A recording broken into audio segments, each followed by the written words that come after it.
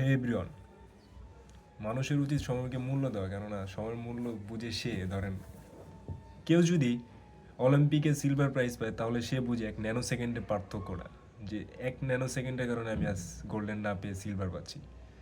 1 সেকেন্ডের পার্থক্য বুঝে সে যে কিনা কোনো অ্যাক্সিডেন্ট থেকে বেঁচে যায়, কারো দোয়ার জন্যই হইতে পারে, 1 সেকেন্ডের ব্যবধানে তার জীবন বেঁচে যায়। আবার ধরেন 1 মিনিটের পার্থক্য তো সেই বুঝে যে কিনা তার কোনো জার্নির সময় তার ট্রেনটা মিস করছে, কিংবা ধরেন 4-5 জন সার্কেল মিলে যাচ্ছে, 1 মিনিটের জন্য সে ট্রেনে উঠতে পারে নাই।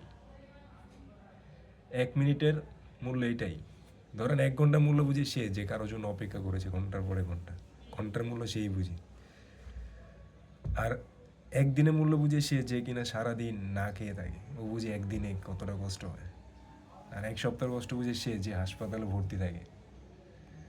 আর 1 মাসের কষ্ট বুঝে সে যে তার সারা মাস কষ্ট করার পরেও তার 1 মাসের যে স্যালারিটা যখন সে না পায় তখন বুঝি একটা মাস কীভাবে যায়।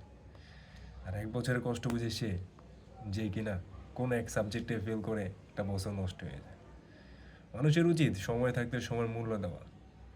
জীবনে আর যাই করেন না কেন, সময়কে কখনো অসম্মান করবেন না, কারণ সময় আপনাকে সময় দিবে।